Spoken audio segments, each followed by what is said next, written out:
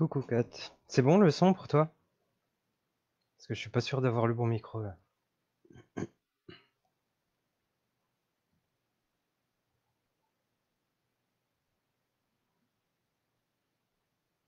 Ça détecte pas de problème.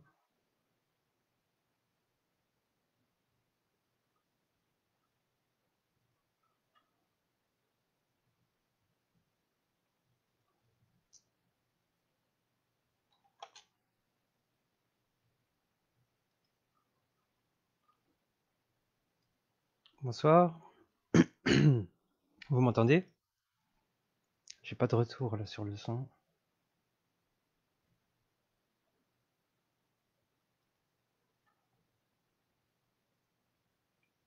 Je vais attendre quelques minutes pour commencer.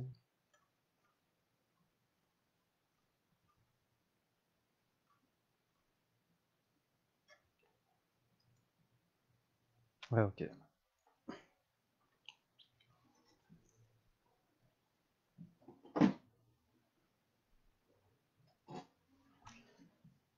J'ai essayé de rapprocher le micro.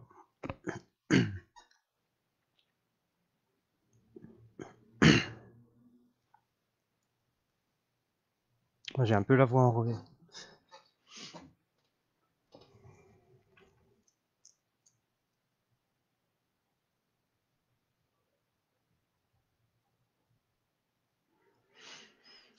Bon bah j'espère que vous allez bien. J'ai préparé pas mal de trucs sur l'eau, donc je suis pas sûr de pouvoir tout vous dire ce soir. Je vais essayer d'aller vite sur certains points. De toute façon, j'ai euh, j'ai tout mis sur mon site. Je vous enverrai le lien à l'occasion. Je le mettrai aussi, je mettrai aussi le lien du site dans la vidéo quand je la mettrai sur YouTube.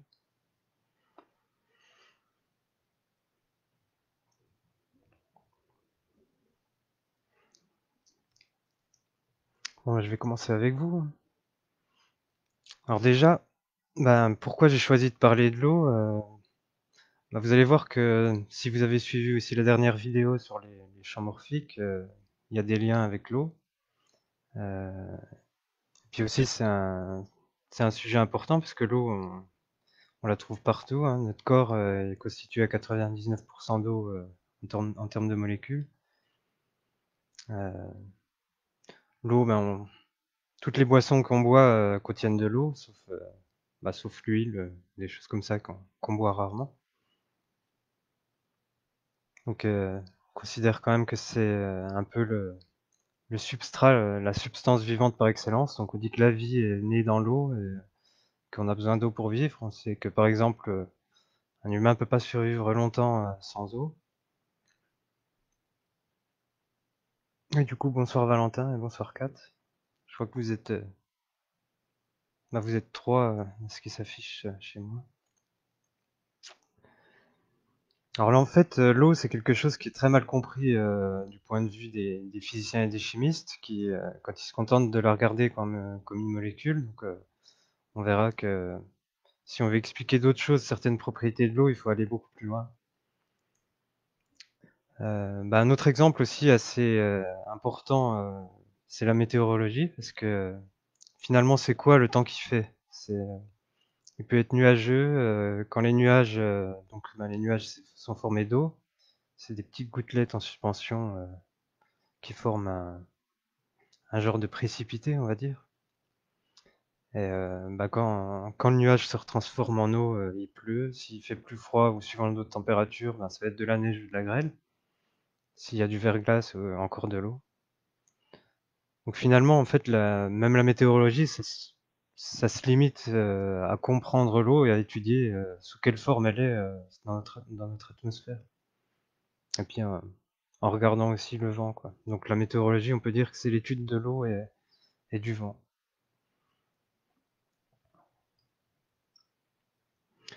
Alors aussi pour justifier un peu ça, moi-même j'ai étudié l'eau un petit peu pendant mes études. Je me souviens quand j'étais étudiant en physique, j'avais entendu par exemple que on savait même pas calculer la bonne température d'ébullition de l'eau, que euh, finalement la physique quantique, tout ce qu'elle savait faire, c'était calculer, prévoir un peu l'état d'un atome d'hydrogène.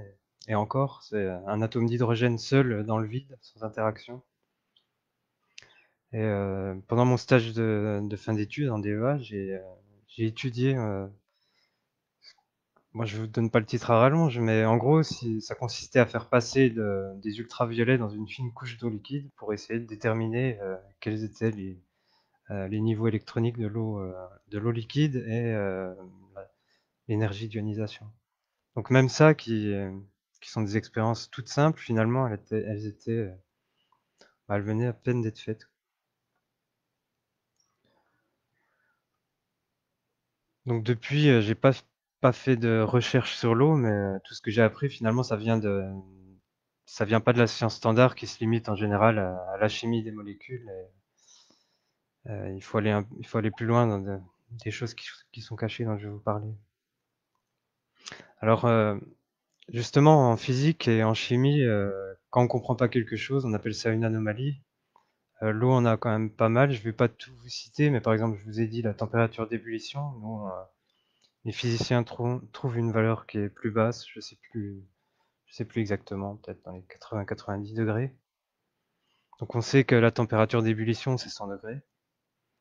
Euh, la, Sa densité aussi, c'est un mystère puisque c'est un des rares, voire le seul que je connais, matériau, on va dire substance chimique simple, qui est plus dense quand il est liquide que solide. Donc c'est ce qui permet aux icebergs et aux glaçons de flotter. Donc c'est important ça aussi pour notre planète, et même, puisqu'on sait que le niveau de l'eau serait complètement différent, et puis les glaçons et les icebergs seraient tous au fond de l'eau, donc ça serait, ça changerait complètement en fait la surface de la Terre. La densité de l'eau, donc son maximum, c'est sous forme liquide à 4 degrés. Alors l'eau aussi, on peut appeler ça une anomalie ou une propriété vraiment spéciale, c'est sa solvabilité, quoi. Elle a une solvabilité très importante, ça veut dire on peut y diluer un grand nombre de choses dedans, donc par exemple du sirop ou n'importe quoi. C'est pour ça aussi qu'on la retrouve finalement dans toutes les boissons. C'est aussi pour ça qu'on s'en sert pour se laver, puisque ça permet à la fois de se mélanger avec du savon ou d'autres produits, et puis en même temps d'emporter les saletés avec elle. Il y a aussi, elle a un maximum de capacité calorifique isobar à 37 degrés, donc isobar à une certaine pression, donc à la pression atmosphérique. Euh, donc c'est la température, vous savez, notre température corporelle, celle des mammifères en général. Euh, En fait, qu'est-ce que ça voulait dire? La capacité calorifique, c'est la quantité de chaleur qu'il faut lui donner pour faire varier la température. Donc on sait que par exemple, il y a une différence entre chaleur et température parce que à la transition d'un état, par exemple entre le glaçon et l'eau liquide, il va falloir fournir une quantité de chaleur pour la faire fondre, mais pendant tout le temps où elle fond, elle reste à la même température, à 0 degré. En fait, c'est comme si toute la chaleur qu'on fournissait, ça servait juste à casser les liaisons qu'il y a entre la glace. Euh, donc c'est pour ça aussi, par exemple, qu'on peut faire des igloos. Un igloo, l'intérieur va pouvoir être chaud, par exemple, l'intérieur à 20 degrés, et puis il va faire -20 à l'extérieur. Et ça va pas fondre, en fait, parce qu'il y a une grande capacité calorifique, il faut qu'il y ait un grand échange de chaleur, un grand apport pour que ça fonde, qui est compensé en même temps par l'extérieur, le froid. Et une petite remarque aussi sur la température à 37 degrés, c'est que c'est aussi la température idéale pour les cellules, pour le métabolisme des cellules vivantes et des bactéries. Et il faut savoir que par exemple, notre système immunitaire, lui, fonctionne mieux à une température plus haute. Donc en fait, c'est pour ça qu'on a de la fièvre quand on est malade. Donc si vous prenez un médicament, par exemple, qui fait baisser la fièvre, en fait, ce que vous faites, c'est que vous luttez contre les symptômes de la guérison, et pas de la maladie. Donc c'est plutôt néfaste, c'est complètement inutile pour guérir, ça va même potentiellement faire durer la maladie plus longtemps, ou si c'est une maladie dangereuse, ça va potentiellement affaiblir le système immunitaire, le ralentir, et, ça peut provoquer des choses graves, quoi. Donc pour une grippe, en général, c'est pas très grave, même s'il y a quand même des morts de la grippe.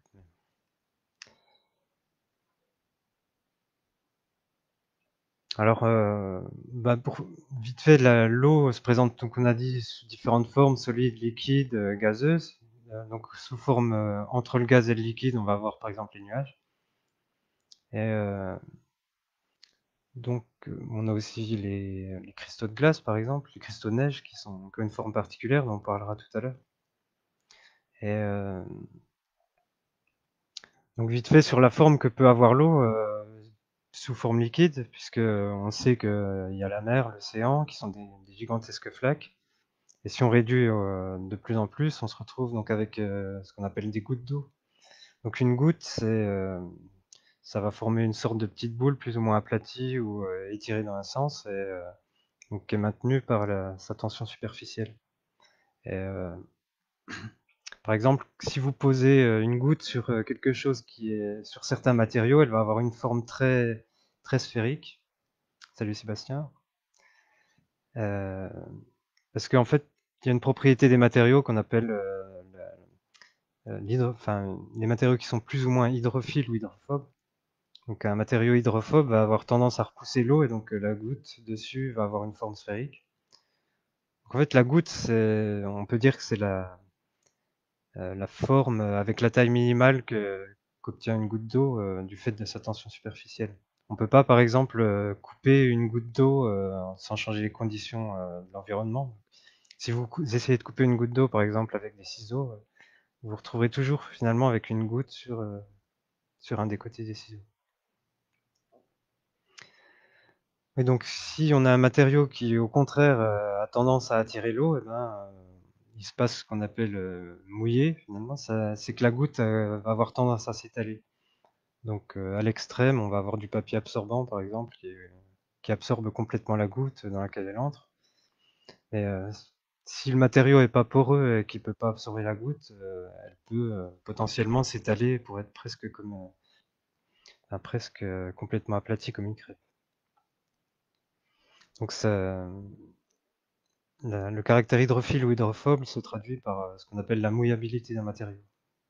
Et ça, par exemple, on construit, notamment pour des vitres des grands aéroports, ils utilisent du verre qui est traité en surface avec quelque chose d'hydrophobe pour que ça mouille pas. Et que finalement on continue de voir à travers, qu'il n'y ait pas de dépôt de calcaire. Euh, Donc l'eau, c'est une petite molécule hein, qui est très simple. Finalement, elle est formée d'un atome d'hydrogène, d'un atome d'oxygène, donc de numéro atomique 16, si je me souviens bien, et de deux atomes d'hydrogène qui sont liés à l'oxygène seulement.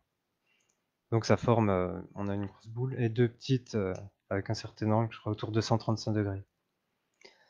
En tant que molécule comme ça, elle n'a pas grand-chose de particulier, à part que l'oxygène a tendance à attirer vers lui euh, enfin, disons, un côté va attirer plus les électrons que l'autre, et finalement, c'est ce qui fait qu'on a un peu une déviation de la charge globale et que ça se comporte comme un petit aimant.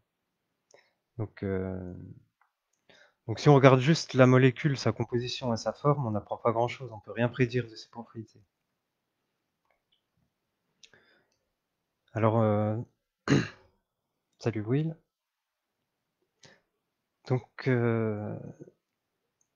quand, en plus de la liaison qui existe entre l'oxygène et l'hydrogène dans l'eau, on a aussi, comme je disais, elle se comporte comme un petit aimant, donc on va avoir des interactions entre des molécules qui sont proches les unes des autres. On appelle ça, je crois que c'est des interactions de Van der Waals. Et c'est en partie ce qui peut expliquer pourquoi l'eau est particulièrement, enfin comme c'est un aimant assez fort, qui a une déviation assez forte, que finalement elle a tendance à rester. Les molécules vont avoir tendance à s'agglutiner les unes vers les autres, comme si on avait plein de petits aimants qui étaient disposés aléatoirement au début. Et après, ben, il y en a qui vont se coller un pôle nord et un pôle sud. Mais c'est des liaisons qui sont beaucoup moins fortes que l'aimant lui-même qui est solide, qui représenterait la molécule. Alors, souvent les chimistes, enfin, quand on parle de la composition de l'eau, c'est vrai du corps humain avec l'eau, on dit souvent que c'est autour de 70% ou 80, 85%. Ça, c'est uniquement justement si on a cette vision en tant que petite molécule et que tout résiderait dans sa masse et sa forme. Alors que on peut passer à un deuxième niveau, c'est on commence à regarder comment ces molécules vibrent. Et là, il vaut mieux imaginer ça comme des petites masses qui sont accrochées à des ressorts et puis qui vont bouger dans tous les sens. Donc si on a des très grosses masses, des grosses molécules, ça bouge pas beaucoup, ça va pas vibrer énormément. Alors que justement, l'eau, qui est quelque chose de très léger, c'est, ça va bouger très vite, très fort. Donc on voit déjà que rien qu'à ce niveau-là, plus une molécule est légère, plus elle vibre fort. Et il vaut mieux la regarder déjà comme quelque chose qui peut vibrer. Ça nous donne une meilleure image de l'eau. Donc il vaut mieux imaginer qu'on a 99% de molécules en nous qui vibrent fort, qui sont l'eau. Et on verra justement que en termes de quantité d'informations, c'est même plus. En fait, il faut imaginer qu'on est, par exemple, si vous observez un orchestre qui joue, donc on va voir les chimistes qui auront un peu la vision standard, qui va être de regarder les musiciens et leurs instruments. Ils vont regarder si la forme du musicien, s'ils sont lourds et gros, et s'ils ont des gros instruments. Alors, alors que finalement, celui qui écoute la musique, il sait que ça n'a pas d'importance, que y a, un violon va pouvoir faire plus de bruit, plus de musique qu'un violoncelle, plus fort. Et en fait, là, on a déjà la vision, soit on regarde la molécule, ou alors on regarde les vibrations. Mais il faut encore aller plus loin, en fait, dans un autre niveau, c'est si on regarde cet orchestre, on peut se dire aussi, on pourrait interchanger les instruments pour que le flûtiste ait un autre type de flûte qui fait un autre son, ou alors que le flûtiste devienne une flûtiste. Donc finalement, où il y a un niveau plus élevé où c'est ni l'instrument, ni la musique, ni le musicien qui joue, c'est vraiment l'information. Donc on va pouvoir voir ça comme la partition et on va dire la capacité et les compétences de jeu des musiciens. Et puis le chef d'orchestre, bien sûr. C'est un peu l'image de ce que disait John Wheeler, qui parlait de 3 niveaux pour regarder la science et qu'il a eu périodiquement au cours de sa vie. Finalement, il a commencé par avoir une vision des particulières, c'est-à-dire regarder les molécules. Après, on peut regarder plus loin, donc les vibrations, les fréquences, les ondes. Ça, c'est ce qu'on va appeler en théorie quantique les champs. Et puis on peut se placer donc à un troisième niveau qui est celui de l'information. L'information, elle peut être indépendante du support. Donc c'est pour ça que moi, je vous invite vraiment à toujours dire on est constitué au moins à 99% d'eau, puisque en termes de nombre de molécules, en termes c'est 99%, en termes de vibration, c'est plus que ça, et en termes d'information, beaucoup plus, puisqu'en fait, il se trouve que alors là, je vais commencer à parler directement de la mémoire de l'eau. La mémoire de l'eau, déjà, il faut savoir que c'est pas quelque chose qu'on étudie seulement dans l'eau pure, mais plutôt dans de l'eau qui va comporter au moins une toute petite partie de molécules plus longues. Par exemple, dans le corps humain, ça va être l'ADN ou d'autres chaînes comme les protéines ou qu'on appelle particules colloïdales. Alors, en science moderne, la mémoire de l'eau, elle est arrivée avec une publication de Benveniste, Jacques Benveniste en 1988, qui est paru ensuite rapidement après dans Le Monde, dans le journal Le Monde. Je ne vais pas vous détailler cette expérience parce que c'est un petit peu compliqué. Là, j'ai le papier. Finalement, le titre cache un peu ce que c'est, mais ça parle même pas de mémoire de l'eau, mais plutôt de mémoire de la matière. Donc, si j'ai bien compris, c'est un petit peu arriver à reproduire une réaction chimique qui est normalement induite par quelque chose, une protéine dans le corps, mais pas en utilisant la protéine, mais uniquement l'information sur la protéine. C'est le genre Alors il a reçu un accueil critique assez vif. Hein, tout le monde s'est attaqué à lui dès que ça a été publié. il n'a pas été critiqué finalement sur ses arguments et ce qu'il avait fait. Même le journal Le Monde a reçu beaucoup de critiques et beaucoup d'attaques directes pour dire que pour les mettre en cause dans le fait d'avoir publié les travaux de Benveniste. Donc il en a beaucoup souffert. Hein. Je pense qu'il est même devenu dépressif et qu'il en est mort au final.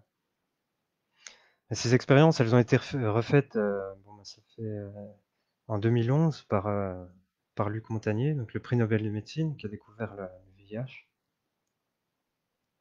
Donc c'est-à-dire presque 15 ans plus tard.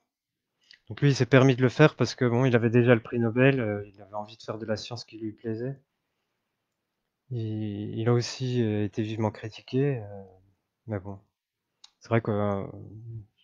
D'ailleurs, j'étais retombé un peu récemment là-dessus, on va dire l'année dernière, sur les travaux de Montagnier, parce que comme lui, il critiquait des choses sur la manipulation avec le Covid et que les gens le traitaient de charlatan qui parle de la mémoire de l'eau. Finalement, j'ai cherché un peu plus en profondeur sur ce sujet et ce qu'il avait fait lui. Donc comme quoi, c'était un petit peu idiot des fois de critiquer, mais ça nous mène à nous-mêmes à faire des recherches puis à retomber sur des choses importantes. Donc alors l'expérience de Montagnier, elle est importante parce que qu'est-ce qu'il fait? Il s'amuse à prendre, par exemple, dans une fiole, il met un certain type d'ADN qui correspond, par exemple, à l'ADN d'une bactérie ou d'un virus.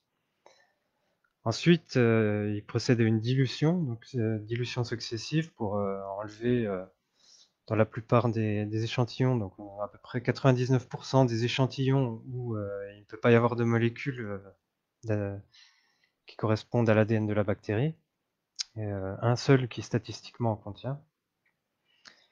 Euh, Donc ensuite, il va, il va mettre une bobine qui va permettre de capter le champ électromagnétique qui provient de la vibration de ces molécules dans l'eau, qui sont plus là en fait, qui sont la simple vibration. Et ensuite, ça va être transmis, numérisé, transmis via Internet à d'autres laboratoires. Ensuite, dans ces autres laboratoires, donc, ils récupèrent cette fréquence électromagnétique. Il la propage dans un autre récipient qui est rempli d'eau et on va dire de nucléotides, ce qui permet de reconstruire l'ADN. Et puis là, il se trouve que ça reproduit l'ADN de départ initial. Donc c'est une téléportation de l'information de l'ADN et ça permet de la reconstruire à l'autre bout.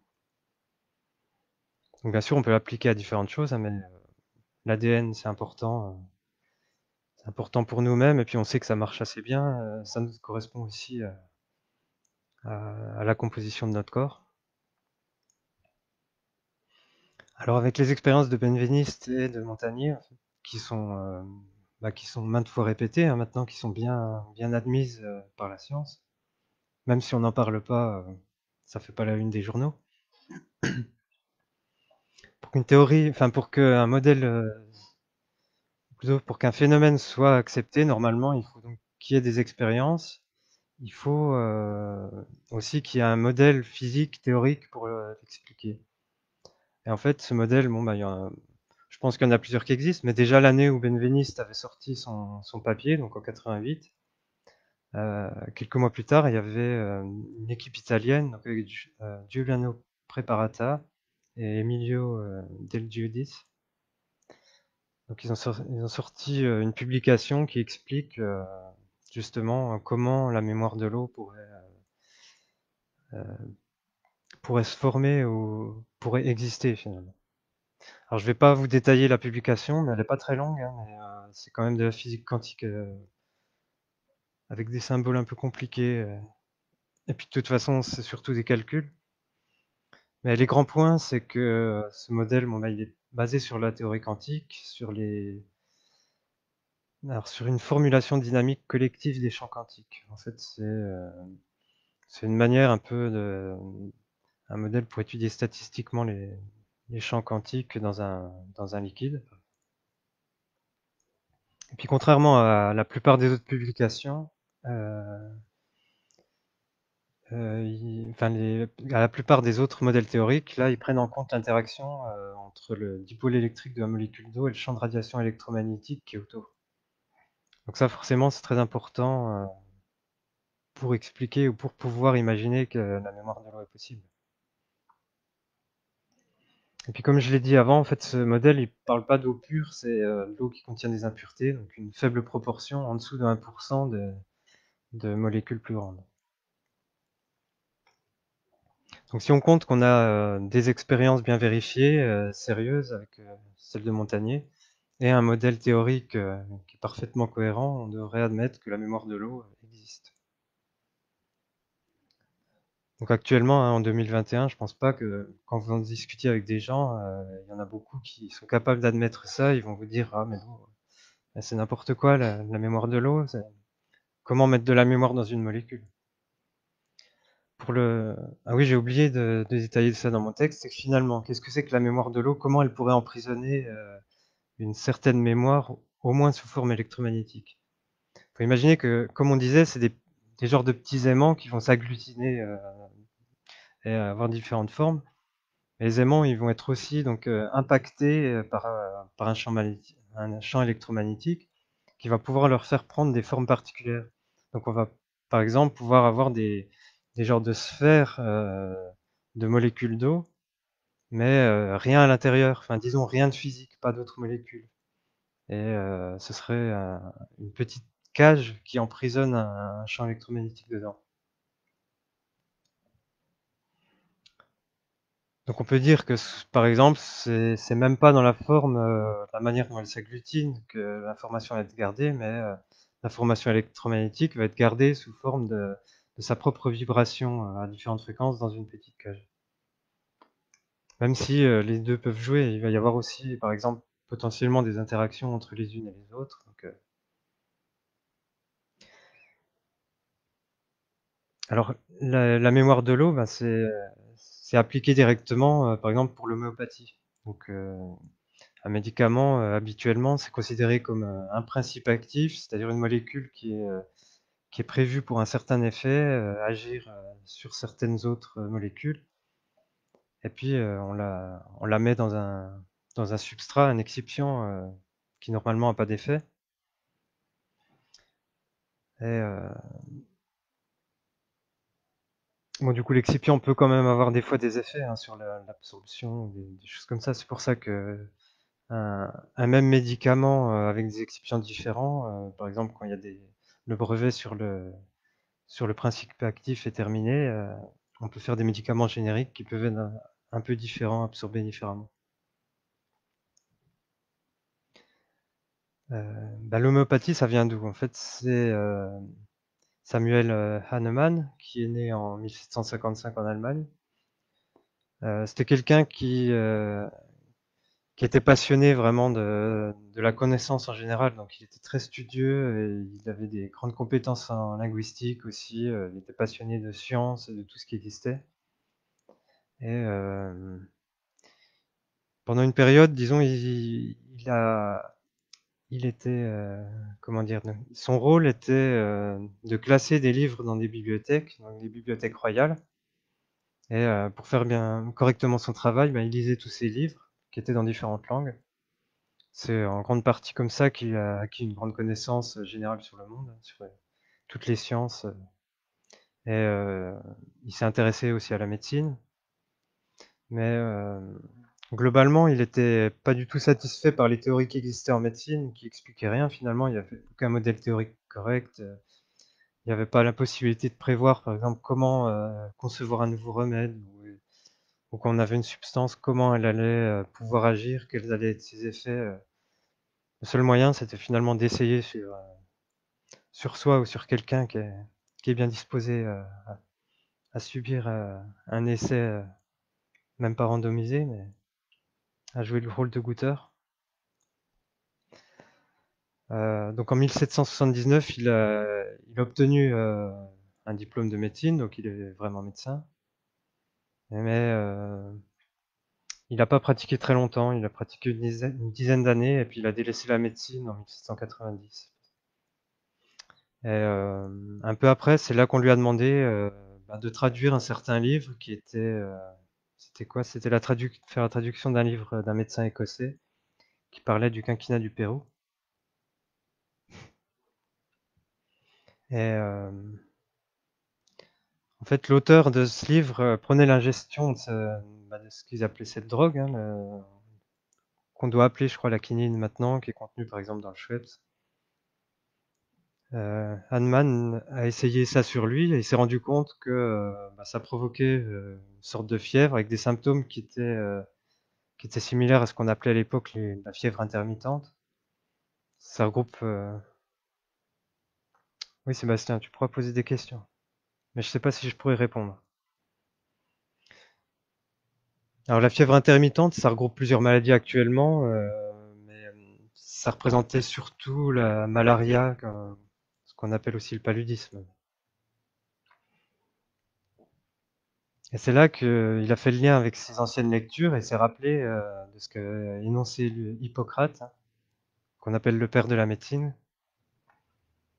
Et c'était la loi de similitude. Donc les semblables sont guéris par les semblables. Ce qui produit la strangurie, alors, je ne sais pas ce que c'est que la strangurie. Ce qui produit la strangurie qui n'est pas enlève la strangurie qui est. Alors dit autrement, ça veut dire que pour guérir une maladie, il faudrait administrer un remède qui donnerait au malade, s'il était bien portant, les mêmes symptômes que la maladie. Alors ça suffit pas forcément puisque Hahnemann a ajouté un deuxième principe qui est celui de la dilution. Pour lui, le principe c'était que la substance elle allait agir par sa nature et pas par sa quantité. Donc il va procéder à la dilution du principe actif dans différentes fioles. Et puis on s'est rendu compte d'ailleurs que plus on diluait la substance, plus ça avait d'effet. Par exemple, si actuellement on veut combattre, je sais pas, par exemple une intoxication au plomb, eh ben, plus l'intoxication, enfin, on va prendre par exemple une dilution, on va diluer du plomb dans l'eau, on va faire des dilutions successives jusqu'à ce qu'il n'y en ait plus du tout dedans. Et ce qu'on appelle des dilutions, par exemple à 5CH ou des choses comme ça. Le CH, ça correspond à une dilution pour 100. C'est-à-dire qu'on prend une fiole entière, ensuite on met ça dans un volume qui est 100 fois plus grand. Donc on met ça dans de l'eau.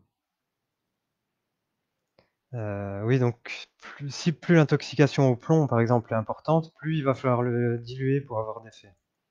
Et on arrive quand même on peut arriver à des dilutions qui sont de 1 part pour 10 puissance 400, qui sont, là on est très très loin d'une molécule par échantillon. On a depuis longtemps qu'on a commencé à diluer et dépasser un seuil où il y a déjà plus de molécules dans l'eau, on continue des dilutions successives et ça continue de fonctionner. Donc il y a le principe de similitude, on a dit, il y a le principe de dilution, et il a trouvé aussi par hasard un autre effet, qu'on peut appeler le principe de dynamisation. C'est que si on secoue les fioles, il va y avoir encore plus d'effet. On dit qu'il a découvert ça par hasard, comme beaucoup d'autres découvertes scientifiques, c'est parce qu'il transportait ses médicaments sur son cheval. Et il s'est rendu compte que plus le trajet était long, plus ça avait d'effet. Donc à part avec les vibrations ou éventuellement le temps, mais paraissait ensuite, il s'est rendu compte que c'était la dynamisation en secouant les fioles. Euh, il a eu des succès hein, avec ça, même à cette époque. Donc en 1831, par exemple, il y avait le choléra qui sévissait dans toute l'Europe centrale.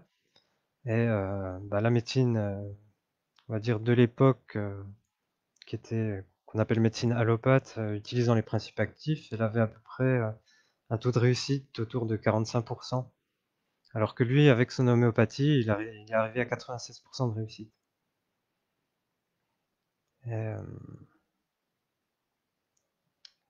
oui, c'est 41% pour l'allopathie et 96% pour l'homéopathie. Faut savoir que le principe de dilution, il n'a pas utilisé uniquement pour une fiole qu'on va boire, mais il a été utilisé aussi en 1870 pour des vaccins. C'était à l'époque où, des tout débuts des vaccins, et justement pour une épidémie de variole. Il y a le prêtre et médecin Collet qui devait faire face à l'épidémie, mais il avait juste une quantité infinitésimale de vaccins, et il a été obligé de diluer ces échantillons. Et il se trouve que c'est lui qui avait obtenu les meilleurs résultats. Les malades étaient guéris, et il n'y a plus aucune contagion 5 jours après la dernière prise par une personne. C'est d'ailleurs un des rares vrais succès des vaccins, hein, finalement, qui est dû à l'homéopathie. Donc là, il existe d'autres sortes de médecine par l'eau, parce que, comme on l'a vu, l'eau transporte une information, on peut agir dessus par des ondes électromagnétiques. Donc on peut imaginer aussi des systèmes par des ondes qui agissent directement sur l'eau. Donc si c'est un générateur d'ondes électromagnétiques, par exemple.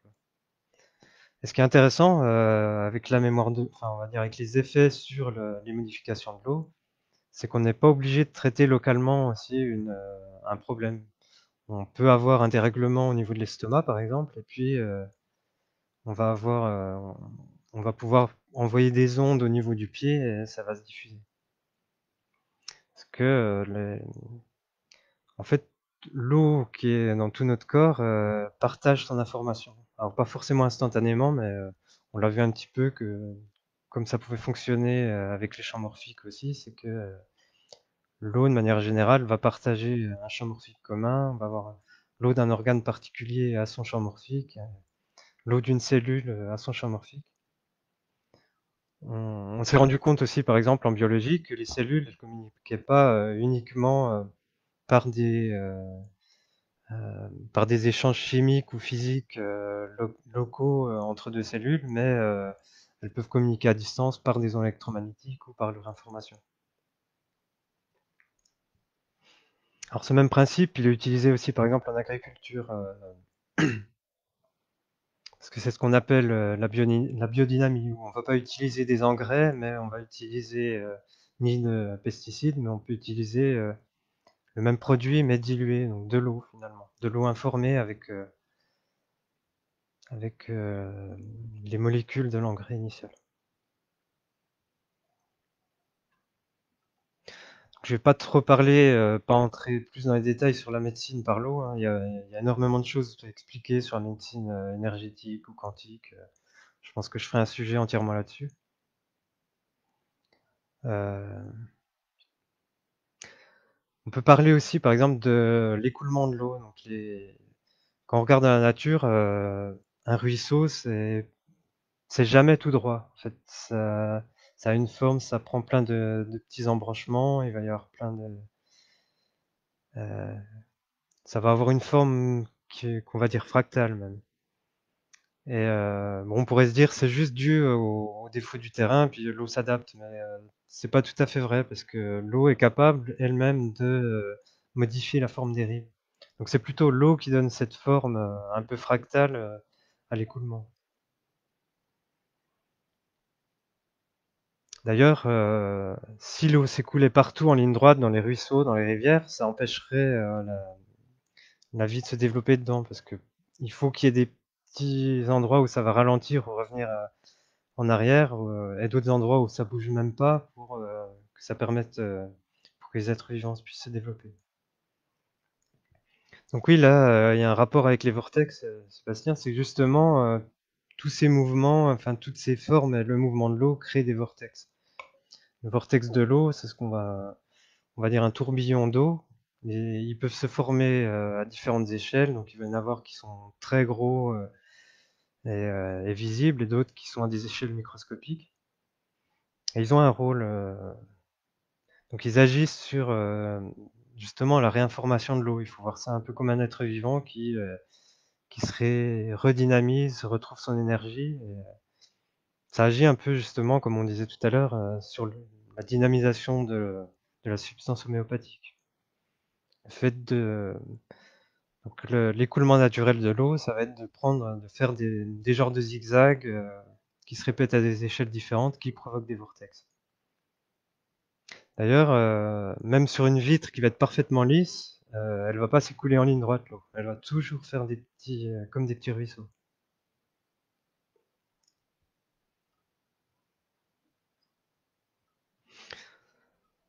Euh, oui, bon, sur le sens des tourbillons, je vous en parlerai pas, hein. De toute façon, c'est, vous pourrez lire mon texte sur le site.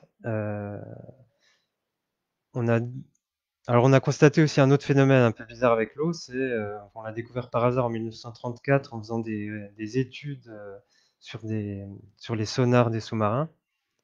Et ils se sont rendus compte qu'en envoyant des ondes sonores, enfin des ultrasons, ça produisait des petites bulles dans l'eau, et ces bulles implosaient en émettant de la lumière. Alors, il n'y a pas d'explication encore actuellement par la science standard. C'est la température au cœur de la bulle, c'est à peu près 20 000 degrés. C'est 5 fois plus que la température à la surface du Soleil. Il y en a qui disent que enfin, ceux de la physique standard vont dire que c'est des étincelles, des implosions qui sont dues à la ionisation de l'eau, du gaz qu'il y a dedans. Ou alors, ils vont des fois même parler de réactions de fusion nucléaire. Mais je pense que la plupart des gens maintenant sont plutôt convaincus que c'est un rapport avec l'énergie du vide, donc l'énergie libre. Ce serait un moyen, disons, de montrer cette énergie du vide et de la faire apparaître directement dans l'eau à partir du son. Euh, alors on sait aussi que bon, bah, l'eau c'est important pour nous. Dans la vie, on en boit, on se lave avec, elle est partout dans les rivières, elle tombe par la pluie. Et bah, l'eau actuelle est quand même très polluée, elle est polluée partout dans le monde. Il n'y a pas uniquement la pollution par les plastiques ou le pétrole ou toutes les choses qu'on va acheter dedans, mais une grosse pollution de l'eau, finalement, c'est ce qui sert à traiter cette eau pour qu'on la boive, par exemple le chlore ou le fluor. Euh, D'ailleurs, on s'est rendu compte, il me semble que justement c'était, j'ai oublié son nom, sur les vortex et écoulements de l'eau qui montraient que justement on peut dépolluer l'eau en partie simplement en la faisant s'écouler d'une manière plus naturelle. Donc, on ne devrait pas utiliser des canalisations qui sont toutes droites, mais plutôt des canalisations qui sont torsadées à différents niveaux, différentes échelles.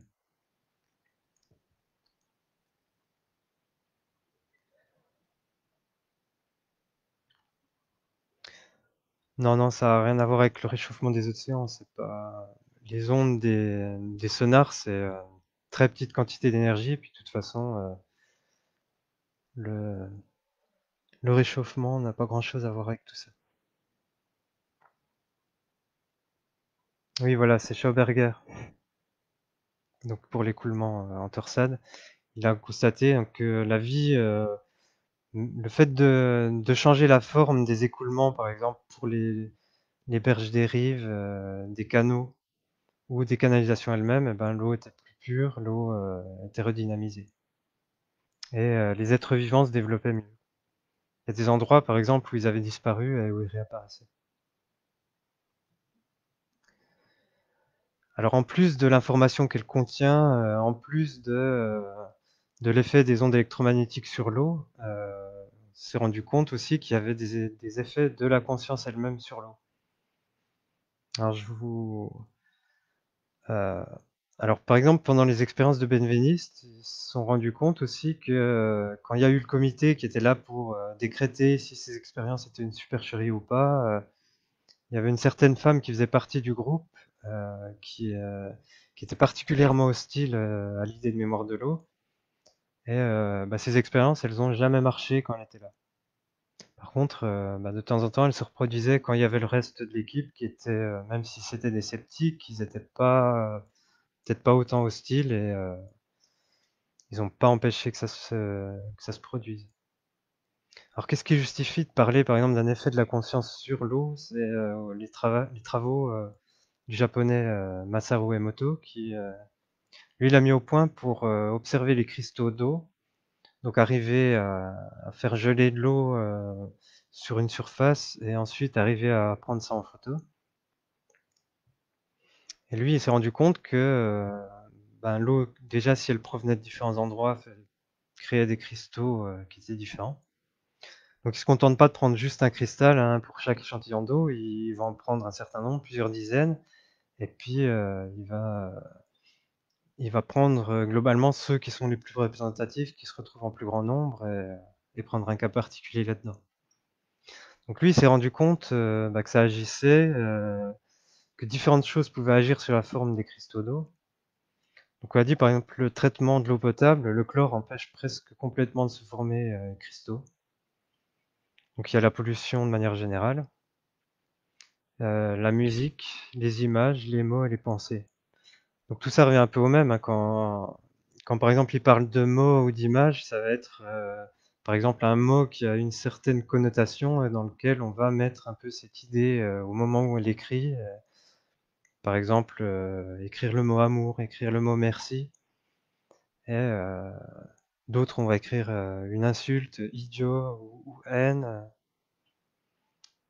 Pour les images, on va pouvoir mettre par exemple le portrait de quelqu'un ou n'importe quoi, l'image d'un lac, d'une belle chose ou l'image d'une décharge.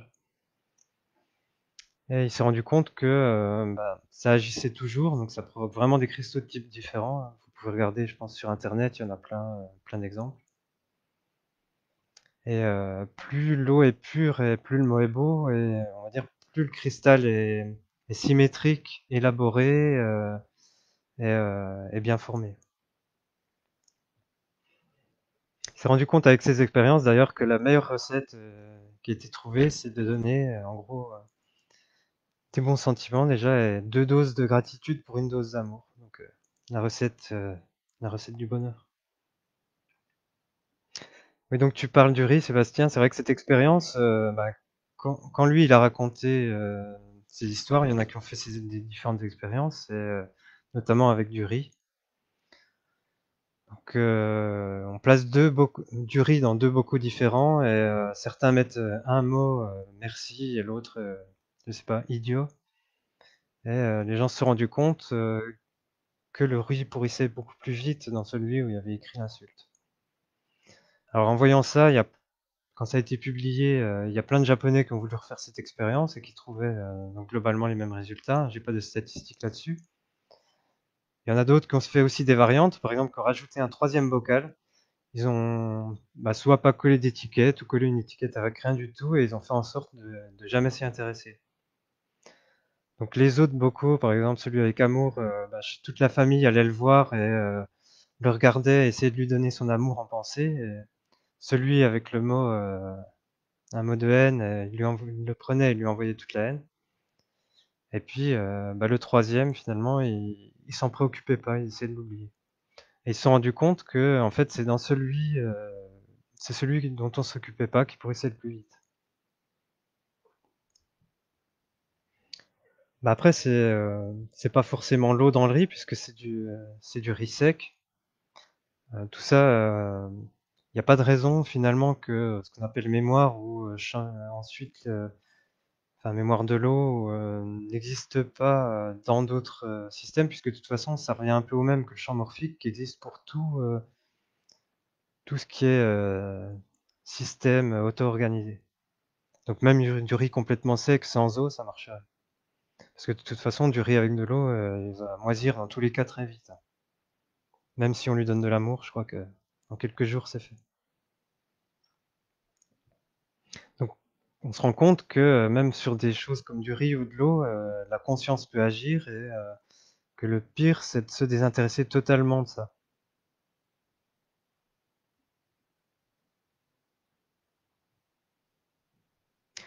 Bah oui, Lyon, Bastien, j'en ai parlé au début du coup de l'expérience de Montagnier, si tu veux revoir le début de la vidéo. Il y avait eu un reportage, je crois, sur Arte ou sur France Télévisions qui, euh, qui était, je crois, vers 2015, quelque chose comme ça. Alors, comme on a vu que l'eau, elle peut contenir une grande quantité d'informations et puis que la conscience peut agir sur elle, avec ces idées, on peut imaginer que l'eau bénite, c'est quelque chose de réel, que ça peut être qu'il existe par exemple certaines eaux particulières qui ont une certaine information, comme l'eau miraculeuse de Lourdes, qui aurait été bénie par une conscience supérieure, ou qui aurait un champ d'énergie très fort. Alors justement, Emoto, donc, qui s'occupe des cristaux d'eau, il a fait une expérience. Il avait emmené 350 personnes donc, en 1999. Donc il les a emmenés au bord du plus grand lac du Japon, donc le lac Biwa.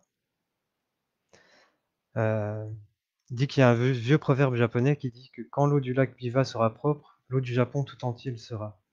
C'est un peu, c'est marrant parce que ça rappelle un peu l'idée de champ morphique qui est si on arrive à modifier l'information, le champ morphique de l'eau d'un grand lac, ça va se propager au-delà de ce lac et peut-être même à toute l'eau de la Terre.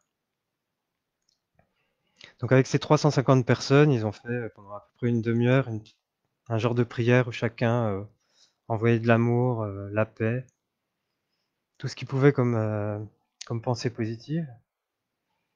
Et bah, il s'est trouvé qu'un mois plus tard, la presse, elle a parlé d'un phénomène étonnant, c'est qu'il y a tous les ans dans ce lac, le lac est envahi d'algues qui dégagent une odeur, enfin des algues qui, en pourrissant, dégagent une puanteur qui est insupportable.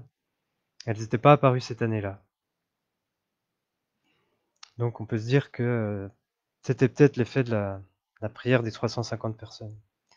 D'ailleurs, je vous parlerai peut-être bientôt dans une autre vidéo de ce qu'on appelle le chant unitaire, qui rejoint un peu toutes ces idées, qui est peut-être une manière de parler de chant morphique, mais d'une manière un peu plus, à un plus haut niveau encore.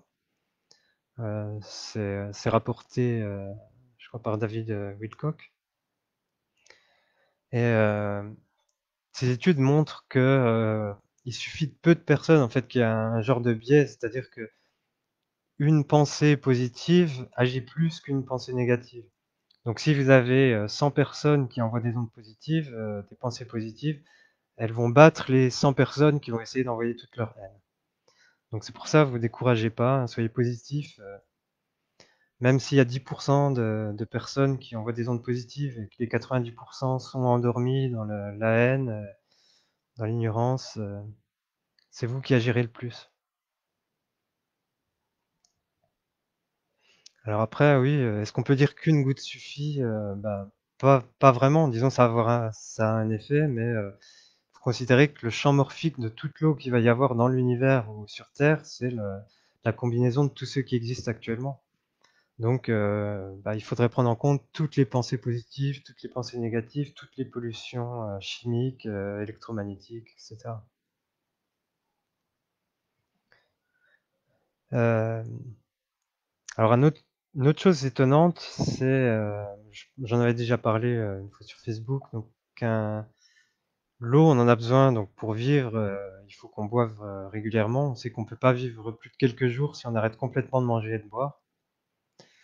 Mais on connaît aussi des exceptions. Donc il y a un célèbre yogi qui s'appelait Prahlad Jani. Et lui, il était connu par tous ses fidèles pour ne rien avoir mangé depuis 70 ans, ni rien bu. Il a été étudié donc en deux fois à des intervalles de dizaines d'années, donc en 1983 et en 2010, par l'Institut indien pour la physiologie des sciences afférentes. Donc c'est un institut officiel militaire hein, qui l'a étudié. C'est pas des clampins qui voulaient simplement vérifier un, un clown pour le spectacle. Et ils se sont rendus compte effectivement. Donc il a passé plusieurs semaines à l'hôpital. Il était observé constamment. Il était filmé 24 heures sur 24. Et il a rien mangé, rien bu. Euh, et ils se sont rendus compte. Enfin, alors il prenait de temps en temps des bains. Il buvait pas l'eau du bain, mais on peut se dire qu'il en absorbait un petit peu. Et il procédait à des ablutions rituelles avec l'eau. Et les scientifiques qui l'ont étudié, ils ont considéré, enfin ils n'ont pas observé de changement dans son métabolisme au cours de ces semaines d'observation, alors que une personne normale qui commence à faire un jeûne, il va avoir au bout d'une 2 semaines un changement dans son métabolisme qui va se réadapter à ça. Donc il se réadaptera pas totalement, mais notre métabolisme va commencer par exemple à utiliser moins de, moins de sucre, à diminuer la consommation d'eau justement pour la garder. Donc soit lui il était né très différent directement, ou alors son côté spirituel l'a emmené vers ça, vers un métabolisme un petit peu spécial. On sait aussi, par exemple, que pour les êtres vivants, il y a pas de, le principe de la conservation de l'énergie est pas respecté. Donc on nous dit qu'il faut de la nourriture, qu'il faut un apport d'énergie extérieure, mais en fait, un être vivant utilise aussi de l'énergie qui est interne.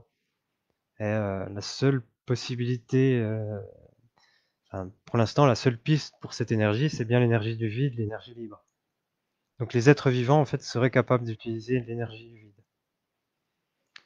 D'ailleurs, il faut considérer qu'un être vivant, c'est un être humain, par exemple, c'est un genre de vortex, quelque chose de, un vortex d'eau et d'information.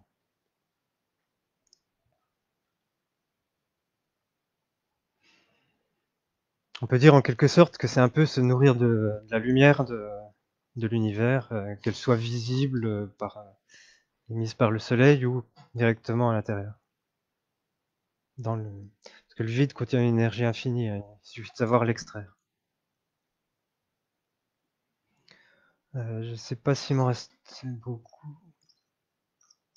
Ah, ça va, il me reste plus grand chose. Je vais vous parler juste de petites choses annexes qui sont liées à l'information qu'il y a dans l'eau, à la mémoire de l'eau. C'est que ce qu'a fait Luc Montagnier dans ses expériences, c'est qu'en fait, il prenait, donc on a dit, de l'ADN d'un être vivant quelque part, et puis il arrivait à le transmettre sous une forme numérisée jusqu'à un autre laboratoire qui pouvait reproduire ça. Enfin, c'est pas le laboratoire qui le reproduisait, mais le laboratoire se contentait de renvoyer de nouveau l'onde qui était émise avec l'information. Et puis, c'est ça qui reformait l'ADN et le virus final. Bon, ça reformait pas le virus en entier, hein. Ça reformait ses gènes, ses chromosomes. Alors, du coup, on se dit, est-ce qu'on serait potentiellement capable de faire ça avec un humain? On peut supposer que ce qui nous définit, c'est pas les limites de notre corps, c'est pas nos muscles, nos bras, ni notre cerveau, c'est uniquement l'information qui est contenue en nous. On sait que, alors ce serait éventuellement possible d'imaginer que si on pouvait reconstruire un corps humain quelque part, ce serait un moyen de le téléporter. Il suffirait de prendre l'information électromagnétique de l'être humain, éventuellement aller plus loin s'il y a des informations qui ne sont pas contenues de manière électromagnétique, mais par exemple sous forme de champ morphique, quel que soit ce que ça peut être. Euh, alors on sait que de toute façon, il y a eu énormément d'expériences qui ont été faites sur les sorties hors du corps, et qu'elles soient volontaires ou pas, hein, ça pouvait arriver. Donc, des expériences de mort imminente suite à un arrêt cardiaque, et puis à l'arrêt du fonctionnement du cerveau ensuite parce qu'il a plus d'oxygène. Donc là, la personne était cliniquement morte, hein, on considère qu'il n'y avait plus d'activité cérébrale, que le cœur battait plus, et pourtant ces personnes étaient parfaitement conscientes. Non, mais comme je disais, on n'est pas constitué à 65% d'eau. On a 99% de nombre de molécules qui sont de l'eau. C'est le poids, les 65%. Mais justement, c'est si tu regardes vraiment ça uniquement comme des petites boules qui ont aucune vibration et qui contiennent rien du tout. Donc on est 99% de molécules de notre corps, c'est de l'eau. Euh, donc on sait avec les expériences de sortie hors du corps qu'il existe que on se résume pas, notre pensée ne vient pas de notre corps matériel. Le corps matériel, c'est plutôt ce qui nous permet d'expérimenter cette réalité-là. Et le cerveau, c'est plus savoir comme un calculateur qui nous permet d'évaluer, on va dire, des probabilités et anticiper certaines choses et analyser cette réalité-là. Il y en a qui vont parler, par exemple, du niveau de réalité au-dessus, comme le corps astral, le corps mental, le corps éthérique, le corps mental, le corps causal. On peut parler aussi de notre âme. Donc l'âme, on peut considérer que c'est de l'information qui est pas sous une forme physique. Et on peut imaginer, alors comme on parle de ça, on dit est-ce que finalement, quand on réintègre le corps après une sortie de corps, on peut considérer que c'est la même chose qu'une incarnation. Donc la réincarnation pourrait être ce passage entre un corps et un autre, finalement, donc une sortie de corps de type expérience de mort imminente, mais avec un corps complètement mort. Ensuite, un certain temps où l'âme attend de retrouver un nouveau corps qu'elle va pouvoir incarner. Elle peut éventuellement faire d'autres choses entre-temps. Euh, Ah oui, j'ai oublié de vous dire tout à l'heure, c'est qu'en fait, on s'est rendu compte, on a entendu parler de nombreux cas où les gens recevaient une transfusion sanguine et que, à la suite de ça, ben, ils avaient des souvenirs qui n'étaient pas les leurs, ils visualisaient des lieux où ils étaient jamais allés. Et il y en a qui ont eu des changements de personnalité. Donc on peut imaginer que c'était transporté dans le sang, qui est composé pratiquement, bah, comme tout le reste de notre corps, pratiquement que de l'eau et de traces d'autres choses. Et il se peut qu'il emporte une partie du champ morphique de la personne qui a donné le sang.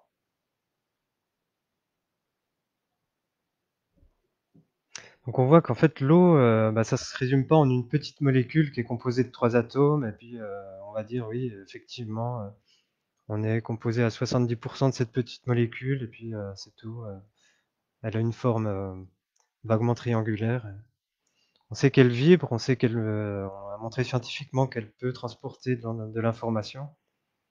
On a vu aussi que les expériences allaient plus loin que la simple information électromagnétique, qu'il y avait une information qui pouvait se propager beaucoup plus loin que la source de l'eau ou de la goutte d'eau qui est initiale. Ça s'explique plus par des champs morphiques ou les champs unitaires que des ondes électromagnétiques. Alors il y en a qui font le lien aussi avec les ondes électromagnétiques parce que j'en reparlerai un jour. Dans les équations de Maxwell, il y a deux types de solutions. Il y a les solutions qui vont dans un certain sens chronologique. Et puis on va dire, il y a une solution imaginaire. On va pouvoir parler par exemple de tachyons qui se propagent différemment dans le temps. Je reparlerai ça aussi, c'est quand je discuterai de la glande pinéale. Donc on voit que l'eau, c'est pas juste une substance chimique, c'est vraiment le lien entre l'information, entre la matière, la vie et l'esprit. Alors, bah, juste avant de finir, une dernière question, c'est pourquoi toutes ces recherches qui paraissent aussi importantes, extraordinaires, sont cachées. Bah, je pense que c'est évident pour la plupart d'entre vous que dans les institutions scientifiques standards, qui sont matérialistes, avec certains modèles, et qui sont là un peu pour justifier tous les travaux en médecine sur finalement les laboratoires médicaux, les laboratoires pharmaceutiques, c'est des vendeurs de molécules. C'est pas des vendeurs d'informations et ça les arrangerait pas, eux, qu'on puisse arriver à guérir sans utiliser la molécule qu'ils vendent. Tout le système des laboratoires s'écroulerait. Donc on comprend pourquoi hein, toutes les institutions officielles luttent désespérément pour essayer de cacher toutes ces recherches, pourquoi Hahnemann a été attaqué.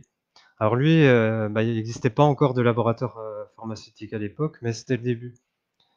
Sa théorie, elle a dû, bah, il a publié, je crois en 1810, ses résultats sur l'homéopathie, sur le choléra, c'était dans les années 1840.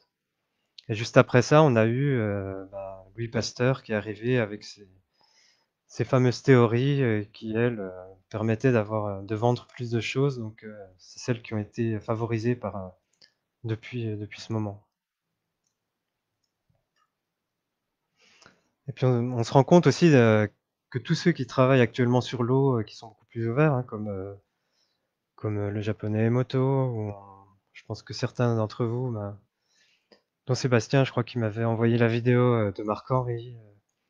ils ont tous une approche très différente de la science et ils ont, ils se contentent pas de regarder ça comme de la matière, mais une fois qu'ils ont étudié l'eau, ils se rendent compte vraiment que toutes les choses dans l'univers sont liées, qu'un arbre aussi est formé en partie d'eau et que l'eau de notre corps communique instantanément avec celle des arbres.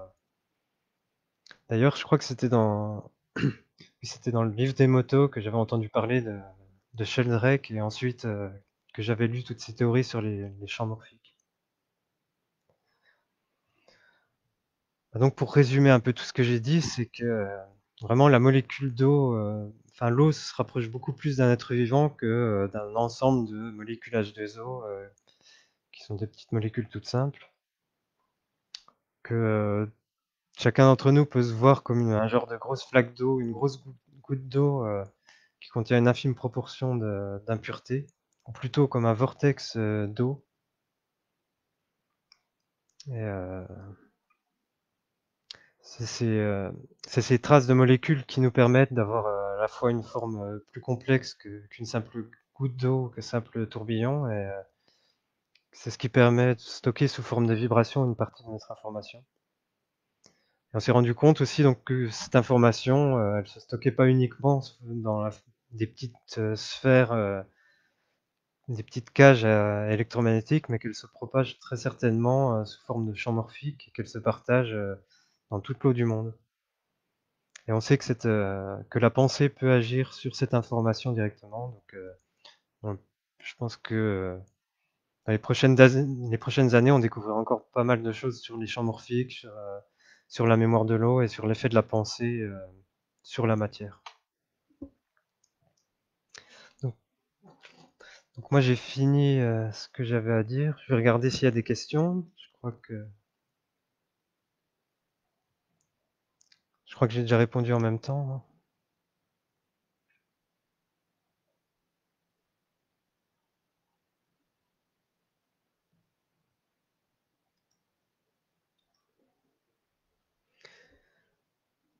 Ouais, bah juste pour reparler de ce que tu disais, oui, le fait qu'on pourrait être plusieurs ensemble à des heures définies pour communier, par exemple, envoyer ses pensées positives, c'est possible, hein, mais c'est pas forcément nécessaire. En fait, le champ morphique, globalement, et toutes ces études sur le champ unitaire montrent que on peut le faire à des moments différents et pas forcément être synchronisé. D'ailleurs, il y en a peut-être certains d'entre vous qui avaient suivi une vidéo de Jean-Jacques Crèvecoeur qui recevait deux personnes qui travaillent qui servait à informer l'eau. C'était la semaine avant la semaine de Noël en 2020. Et ils expliquaient eux aussi que, par exemple, on pouvait revoir la vidéo par la suite, et au moment où ils vont effectuer l'opération pour réinformer l'eau, et ben ça marcherait sur l'eau de la personne qui est en train de regarder la vidéo, même si c'est une semaine plus tard. Donc voilà, le temps et l'espace sont justement, faut pas considérer que toutes les choses sont localisées à la fois dans le temps et dans l'espace. On fait souvent cette erreur, on est habitué nous parce qu'on vit comme ça. Et même au niveau de, quand je parlais l'autre fois des champs morphiques, c'est vrai qu'il y a pas mal de questions liées à la ressemblance avec une sorte d'énergie ou même l'énergie noire. Mais il faut voir que c'est vraiment la différence, c'est que c'est de l'information. C'est une information qui a un autre niveau, qui est pas localisée par rapport à notre réalité ici. Donc, elle n'est pas l'information d'une certaine goutte d'eau, elle n'est pas localisée dans cette goutte d'eau.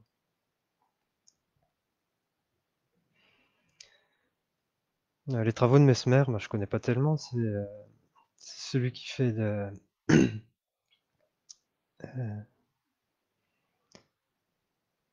oui, de l'hypnose, tu veux dire.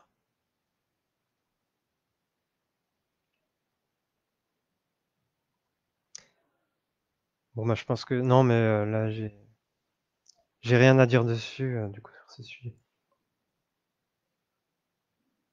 Donc si c'est bon pour vous, bah, je pense que je vais arrêter là et puis n'hésitez pas à vous poser vos questions plus tard. Je vous mettrai le lien vers l'article que j'ai fait, qui est pas tout à fait terminé. Je rajouterai des petits dessins aussi. Et puis Il y a certaines parties que j'ai pas abordées, je crois.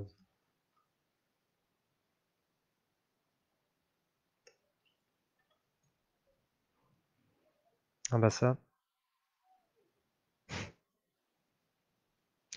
bah j'en ai aucune idée à quelle vitesse l'eau peut se déplacer. Je pense que c'est logiquement moins que la vitesse de la lumière, mais pas. Par contre, son champ morphique et son champ d'information peut se déplacer plus vite puisque il n'est pas localisé. Bon bah je vous remercie de m'avoir suivi et puis à bientôt pour la prochaine vidéo. Je sais pas encore quel sera le sujet. Bonne soirée et puis à bientôt.